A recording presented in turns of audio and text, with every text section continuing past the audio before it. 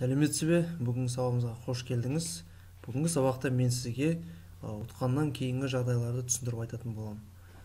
Сіз мысалға заявка бердіңіз, сіздің ұтып алу жағдайыңыз ол екі түрде жүреді. Бірінші жағдай ол егерде сіз 2-3 конкуренттің арасында ең төмен баға беріп, порталдың решениясымен ұтқан жағдай. Ондай кезде сізге сол мекемеден прямой договор жіберіледі. Ол договор осы рабочий кабинетке кірген кезде осы жерінде көрініп тұратын болады. Сары договор. Сары договорға сізге 5 күн уақыт беріледі. 5 күннің ішінде сіз заказчикпен байланысқа шығып, сол товарыңызды согласовать етіп, барлығын келістіресіз. Есіңізде болсын, сізге прямой договор келгенде сіз отказ жасай алмайсыз. Өйткені сіз өзіңіз бағаңызды ұсынып, өзіңіз предлагать етіп ұттыңыз. Оған қоса қасында конкуренттерден аз баға ұсынып.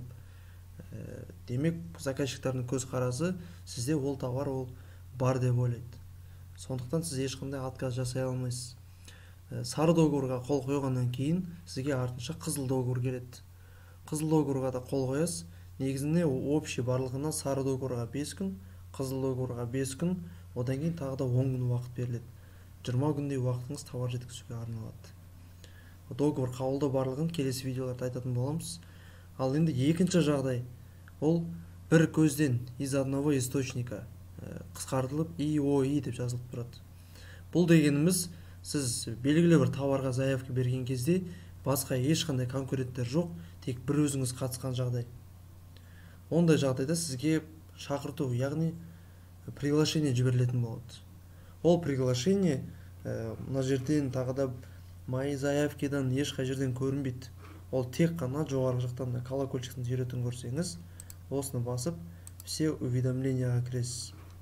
Осы жерде сізге приглашение болып келіп тұрады. Байқаған болсаңыздар, приглашение. Осы жердегі приглашение арқылы сізге приглашение қабылдауға 5 күн уақыт беріледі.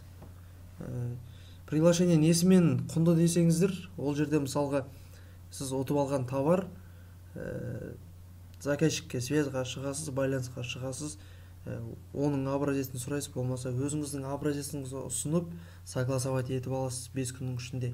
Егер көңіліңізден шықпаса, ақша жағынан сізге тиімсіз болып жатса, онда 5 күннің ішінде отказ жасасаңыз болады. Ал егер тиімді, мен осы товарға қатысам, өзім жеткізем деп өзіңізге сенімді болып заказчикпен келістіріп алсаңыз, онда приглашениені қабылдасаңыз болады. Сол 5 күннің ішінде. Приглашение қабылдау деген видеоны да бөлік шығаратын боламыз. Сол келесі видеолардан көресіздер. Жалпы осында екі процесте жүреді сіздің товар ұту жағдайыңыз. Тек қана айырмашылығы біреуіне отказ жасай алмайсыз, ал екіншісіне отказ жасай аласыз.